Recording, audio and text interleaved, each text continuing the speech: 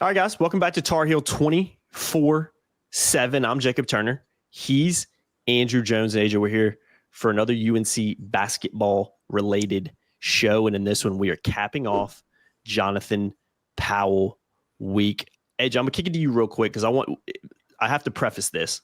We did the Vaysar podcast, ran that last week on Friday, which is how we're doing this. But I know you've switched up some of the content beforehand. So how I explained how we're rolling stuff out in the Vaysar podcast is no longer accurate because you're doing a little bit more stuff. So just let people know real quick how these weeks are kind of working as we start to kind of preview these individuals on a week-by-week basis.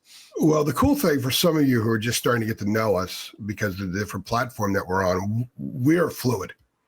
I am open to every idea that anybody wants to send my way on our staff about doing things. And after we originally, we do these weekly devote a week to a player. Like last week was Henry Vaysar week. This is Jonathan Powell week. And previously at our last stop, we would have a feature on Monday, a 6 best games and what might it mean on Wednesday, and then a podcast on Friday. But we've added more to it. Now it's the feature on Monday, that player by the numbers on Tuesday, the 6 best games on Wednesday, David Sisk, the great David Sisk film review on Thursday, and then you and I cap it off with a podcast on Friday. So it's Monday through Friday.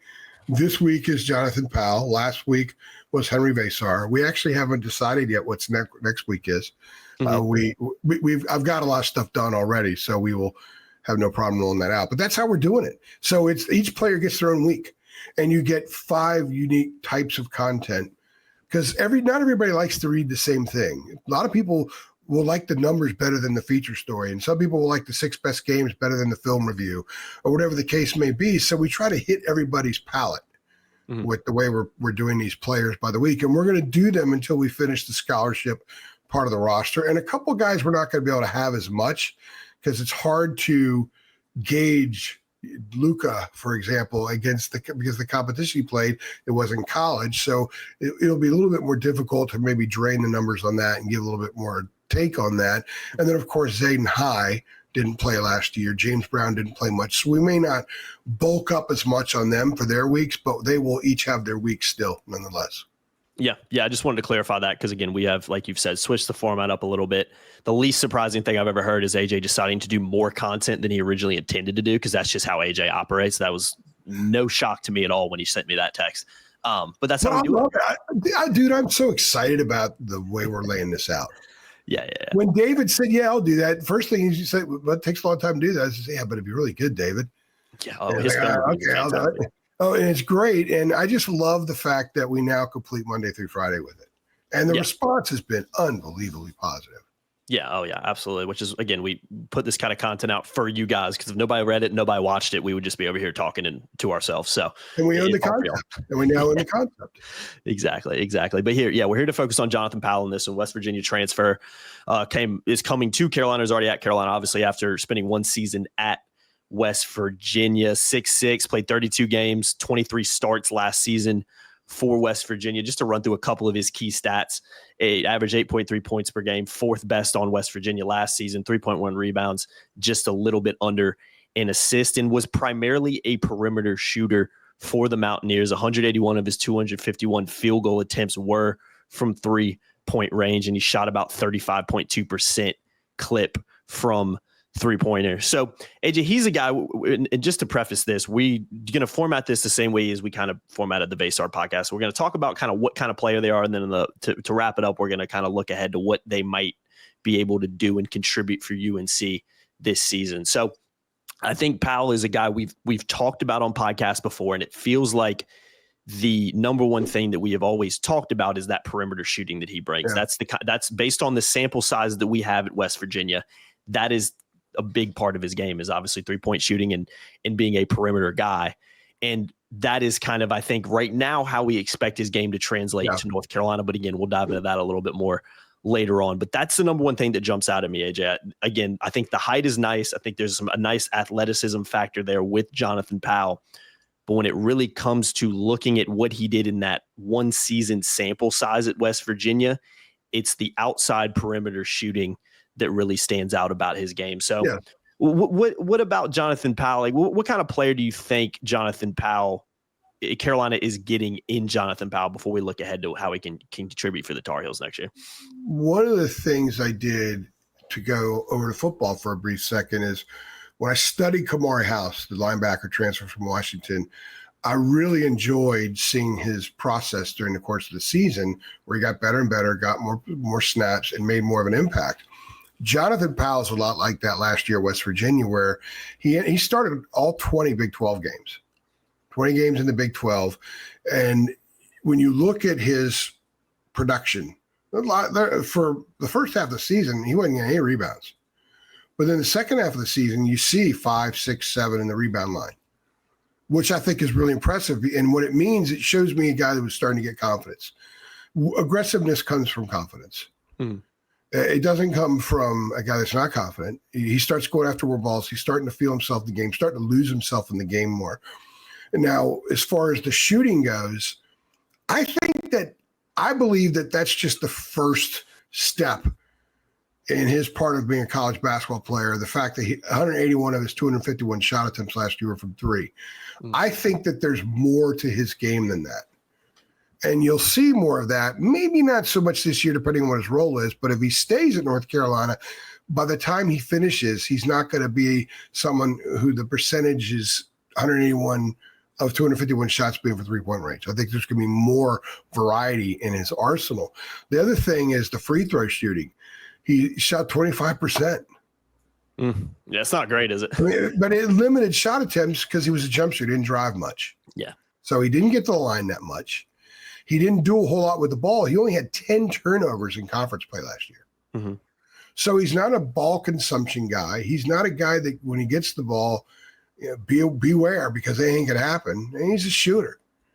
But I do think there are other parts of his game that will come out more. And we don't know. Maybe that was exactly the role that his coach at West Virginia wanted him to have. So he stuck with it. He was a freshman. He's not going to he's not going to try to do things he wasn't capable of or told to do. But those are the things that kind of jump out at me about what kind of player he was. And I wonder if his game is in limbo or if his game is moving forward. And if it moves forward, I think you're going to see different types of numbers this season, especially if he plays the same amount he did at West Virginia.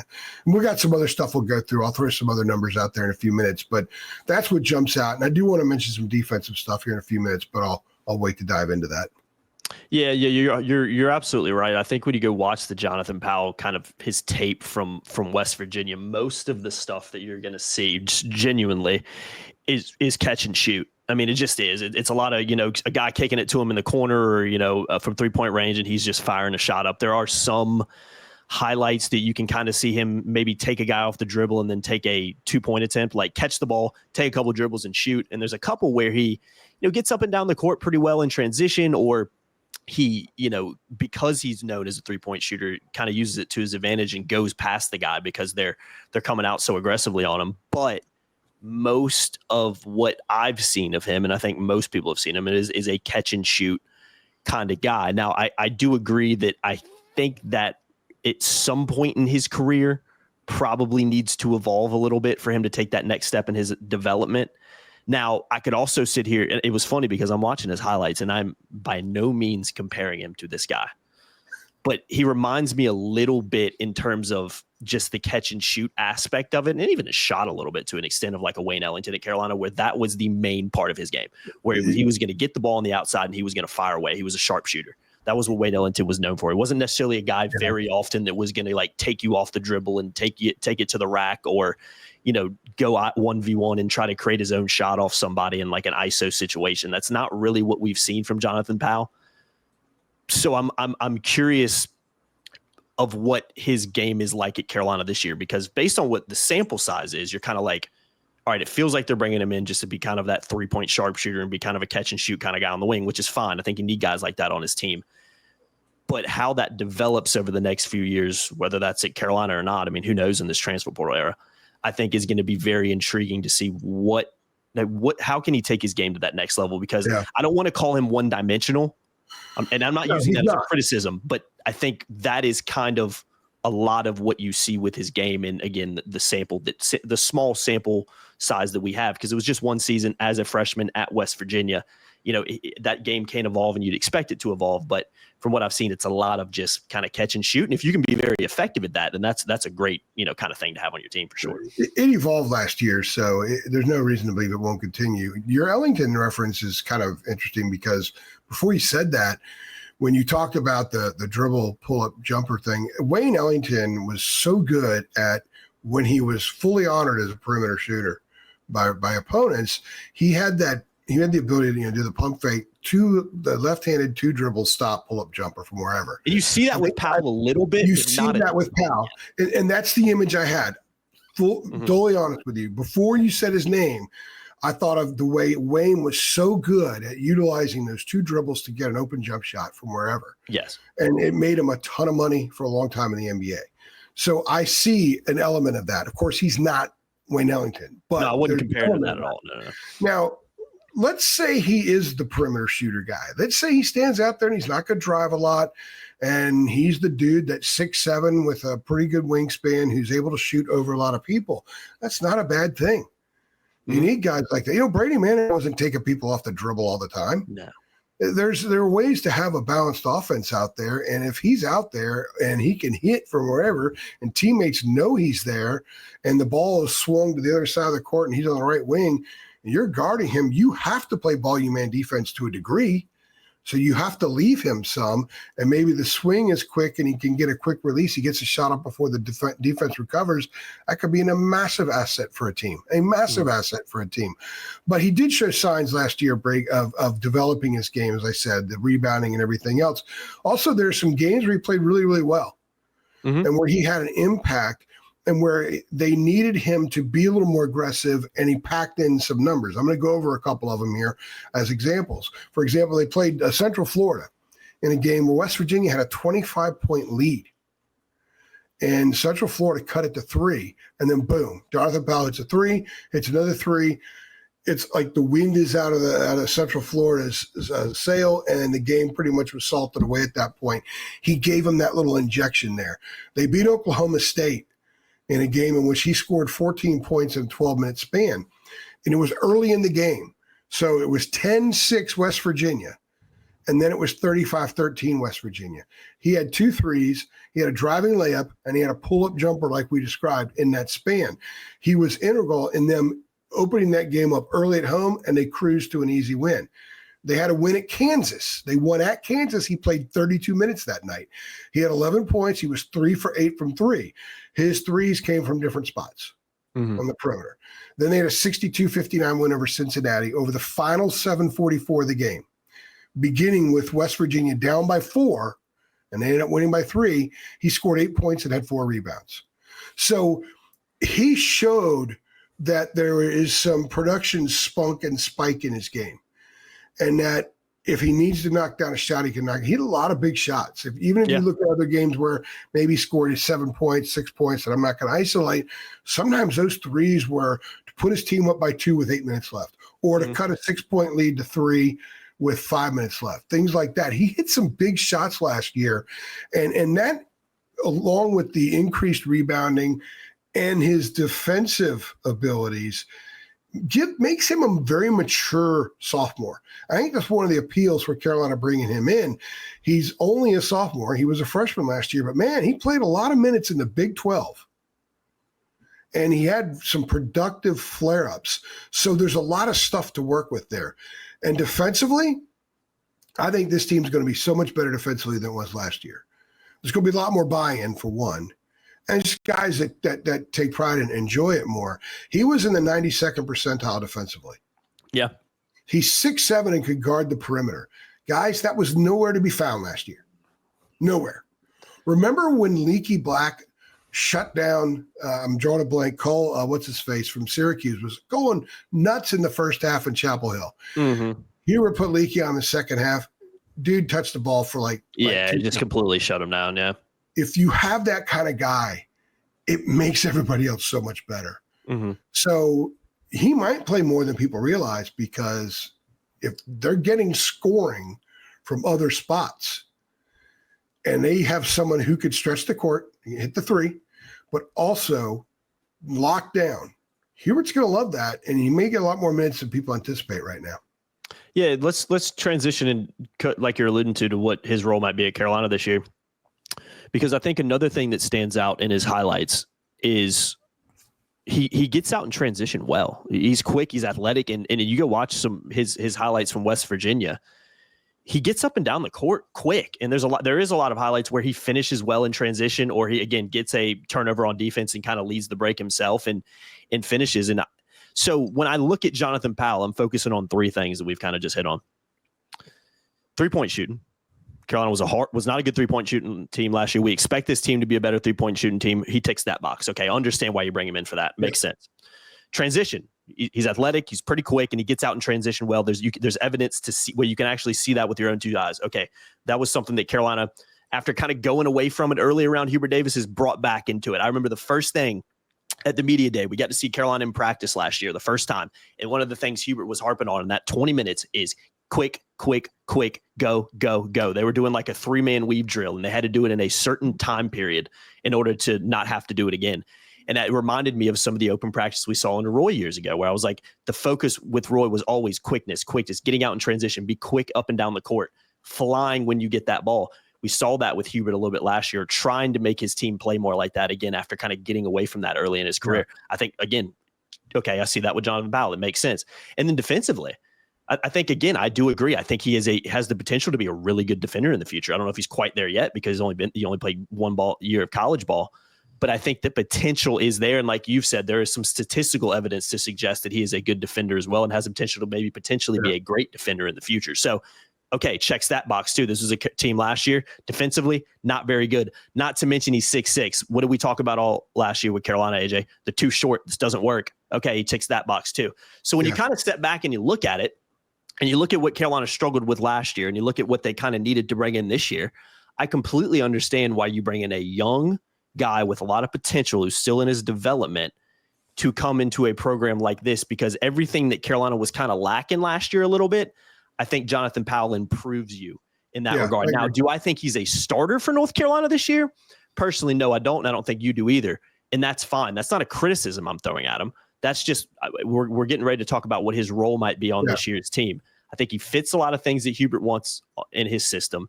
And I think, again, there's a lot of room for development there. Whether that happens or not remains to be seen, but you can see the potential to get better there with Jonathan Powell. So I think it makes a lot of sense. I think he can be a very good kind of reserve wing for the Tar Heels. And if he can shoot the three at a high clip, AJ, I think that role is going to continue to increase and increase. If he comes in and he struggles, he doesn't shoot well from the outside, I think that limits him a little bit in where he's at in his development. But I do think there's a lot to like about Jonathan Powell. And I think his strong suit's going to be able to come off the bench as a sharpshooter and add something to this team that they were especially missing last season. So what do you think his potential role is for North Carolina this year? He could be someone who plays 6 minutes a game or 26 minutes a game. Yeah, it's kind of, 100%. Because I think he's a guy that can mesh. Mm-hmm. And I go back to Leaky. People used to, Leaky can't do this, can't do that. But, man, he meshed. And guess what? He played some in the NBA, so he's obviously very good. What I like about Jonathan Powell and like about this team, why I think that they're going to be a lot better defensively, and that will help in transition, is you get so many transition buckets because of defense. So one thing last year's team they weren't what Hubert said they would be. They were never the fastest team in the country. They were never a great transition team. When they got in transition, they were pretty good. He didn't stop the transition like maybe previous years. Players even told us that happened sometimes. Yeah, that's facts. That's not. The problem is they had a lot of games where they got almost nothing in transition, and that applies so much more pressure to your half court offense to be highly efficient, and it wasn't highly efficient because they didn't shoot the three very well, and they had turnover barrages at times. When you get in transition and you could almost steal possessions and get easy buckets out of it, man, it takes a lot of pressure off of having to be so damn good in half court, which is why this team struggled at times. Now, 92nd percentile defensively, a lot of that stuff could turn into open court stuff, either preliminary break or secondary break. And that's where I think this team has a chance to be really good, because they're all They got a lot of athletes. They got longer athletes than a year ago. And I think it's a very confident bunch. Someone was asking me yesterday about the team. And I said, I think that the quality of player that they have going well into the bench is more so than they've had since Hubert took over. I'm not sure the first 5 or 6 are as good yet. We'll have to wait and see. But I think that he can go turn to the bench and get a little bit more instant something now than previously. And Jonathan Powell's a perfect example of that. Let's say he doesn't start, but they need to lock down. Oh, by the way, it's a game he goes 4 for 5 from 3. I can envision that moving forward. You know what else he has? The last thing I'll say, and we'll wrap this one up. And I think this is something last year's team has lacked, and some of Hubert's team have lacked. He's a screw you guy. He plays with that attitude. You can see it. That is one of the first things that stands out, at least to me, when I go watch his tape from West Virginia. There is a lot of kind of, again, I don't know what he's saying. It's the later tape. It's the later in the year when he started rebounding. Yeah, he got more confident. That he got more. And he forced more turnovers and stuff. I'm with you 100%. Go on. But you can see that. Don't look at film in November and December. 100%. Look at film in February and early March. That's more the player that they're getting. Go on. Yeah, and how that translates to Carolina, I'm interested to see, because is there like you mentioned, as he got more kind of comfortable and confident in the system, that started to show, which I think as you gain confidence and comfortability in college basketball, taking that next step from high school to college, it doesn't show as much early on, but when that's there, your kind of true self and how you play basketball and like playing basketball shows. And I think that's why I said he's a screw you guy, because you can see it there. Now, how that translates to Carolina in year one, I'm intrigued to see as well. Is there a little bit of a bedding in period for him at North Carolina? Well, maybe you don't see as much of that early on as he kind of gets used to this new stage. But as he grows and as he gets more confident, that comes out. I think that's something I'm going to be watching for. But I don't really care about that. That's not why I'm bringing that up. I'm bringing it up because it's in there and you can see it in his game. Just again, go watch. That's one of the biggest things that jumped out to me when you watch his tape. And Carolina lacked that last year, and they need guys like that. They need guys that bring a little bit of that screw you mentality to the court, because you need I mean, it's a no brainer. I think anybody that's played sports at a high level knows the kind of importance that is for your team in terms of individuals. And I think it also makes your team a little bit harder to beat in different ways when you have guys out there that kind of play with a little bit of that emotion and let that show instead of kind of just being a little bit more standoffish in that respect. So I like that about Jonathan Powell too. So he's a very intriguing guy for me, because I can't sit here. I agree with you. I'm glad you said that he could be a 6-minute guy. He could be a 20-minute guy. That is kind of where I'm at with him. Is I don't know exactly what Carolina is going to be getting into him in terms of production next year from him, but I understand why Hubert and his staff went out and sought somebody like him, because he ticks so much of of those boxes that Carolina was lacking last season. So a lot to like about Jonathan Powell, I think. Especially if he stays 3 years. And your stage thing, 32 minutes, 11 points, 3 for 8 from 3 at Kansas. Mm-hmm. I don't think the stage is going to be an issue. Remember, Cam Johnson put 24 on the board in the Dean Dome the year before he became a Tar Heel. Mm-hmm. Cormac Ryan had success in the Dean Dome, scrapped with R.J. Davis one time in the Dean Dome, came in ready for the stage. Stage not an issue. I don't think the stage is going to be an issue for him. No. I think what's going to be the issue is just the other parts, what the needs are, and how things mesh. I think meshing is going to be crucial for Hubert this season, and needs to figure that out earlier rather than later. I talked to somebody yesterday that actually spoke with Hubert, did an interview with him a few weeks ago for the Blue Ribbon basketball book, and Hubert was talking about the need to get this team on the same page and understand him sooner than maybe in previous years, which is what you and I have been talking about since April. Yeah, he's got, as he started adding to the roster, he's got to get to know these guys. He's got to get to know them sooner and figure it out sooner. And he knows that. So having experienced guys makes it easier, because you've seen them play. They have played. You don't have to worry about the stage factor. The stage is not going to be an issue, I don't think, with Jonathan Powell. And quite frankly, it's not going to be with Vasar. It's not going to be with Jaron Stevenson. It's not going to be with any of these guys. Yeah. I see where you're coming from. I'm always a little bit more cautious when it comes to saying that with the stage, because I, as you know, I harp on this all the time. This is a compliment for North Carolina. There's just no real comparison between West Virginia and North Carolina. I mean, I understand West Virginia. Understood. I'm just talking about in-game. And I'm not just saying I disagree with you. The daily life of being a Carolina basketball player is so different. Is on a different is in a different hemisphere than West Virginia. That's why I'm always a little bit hesitant. That's where Luka's adjustment's going to be. Exactly. You know, I think anybody that comes in, I don't know how many people. I think there is an adjustment factor with that. Maybe less so for like Cormac and Harrison because they were so experienced in college. But even when they came in, I guarantee you can go listen to a podcast where I'm like, well, how do they adjust to it? You know, because I always have that question because the stage is so much brighter with that. Not to mention it is a Carolina team our program that has been, you know, as we've talked about so many times, not headed in the greatest direction in the last 5-7 years. So there's a little bit more pressure and a little bit more hostility from the fan base that comes with that always I have to factor in too. But no, on the surface, I do agree that I don't think that's going to be a problem for him. But I'm also a little bit, I can't sit here and make a definitive statement like for sure he's just going to adjust and the stage will be fine for him. I'm always a little bit more hesitant with that just because of the beast that Carolina is. And again, that's a compliment to the program, not a knock. And keep in mind, I mean, I've talked to some of these guys, they're infused by the stage. Mm-hmm. And that's what you want. If they're scared by the stage, it's never going to work. You're Jonathan Powell on campus and let me get your selfie. That stuff's done already. Mm-hmm. Luka's going to get that now. And that's an adjustment. Some guys have said it was, Harrison Ingram came in and said, man, that was freaky. He went to a Chick-fil-A day he landed. Went to a Chick-fil-A and he had 6 people working behind the counter and wanted selfies with him right away. He's like, at Stanford, he could carry a basketball, wear his uniform, walk around campus, and no one knew who he was. It's just so different, yeah. But I think that's the bigger adjustment than playing in the Dean Dome in front of that crowd. Because once you get past that other stuff and you're around your teammates, it becomes normal, just being with them. The in-game stuff kind of takes care of itself. That's why I point out what he did at Kansas: 32 minutes, 11 points, 3 for 8 from 3. That's as special a stage as there is. Mm-hmm. And he was fine there.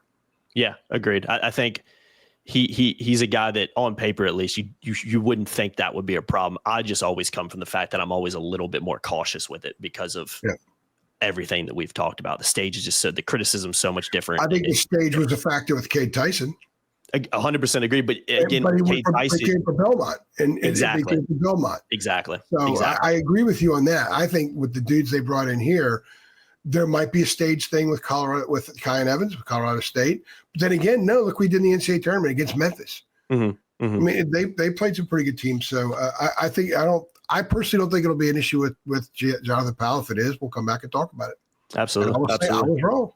Yeah, for sure. And again, that's why we talk about this. And it's a compliment to Carolina because it's a blue blood. It's one of the biggest and most programs with the most eyeballs on it, and because of that, it receives the most criticism and has one of the most passionate, loyal fan bases, as we know.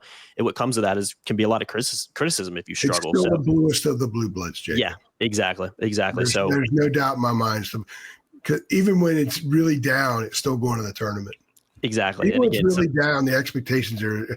My brother went to Indiana, and they barely beat a team in an exhibition game the other day, and he's like, we're now Indiana.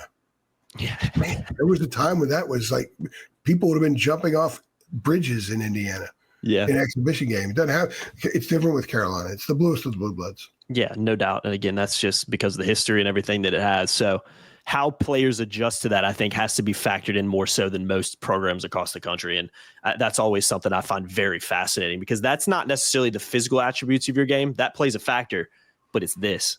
And that's something physical attributes don't mean anything if this isn't right. Yeah, that's very hard to predict how someone's going to be with that. I find that harder than necessarily how their game translates on the court kind of stuff. So, but no, I think on paper, I think Jonathan Powell makes a lot of sense. I think the stage shouldn't be too bright for him, and I'm looking forward to seeing what kind of role he can have for the Tar Heels next season. So, all right, guys, I've been Jacob Turner. He's been Andrew Jones, another UNC basketball-related show. We appreciate you guys watching as always. Make sure you head on over to TarHeel247.com and get signed up. I don't know. Apologize for this. At the time this comes out, what kind of promo we're going to have going on because we record these a little bit before we actually put these out because editing and all that stuff that goes into it.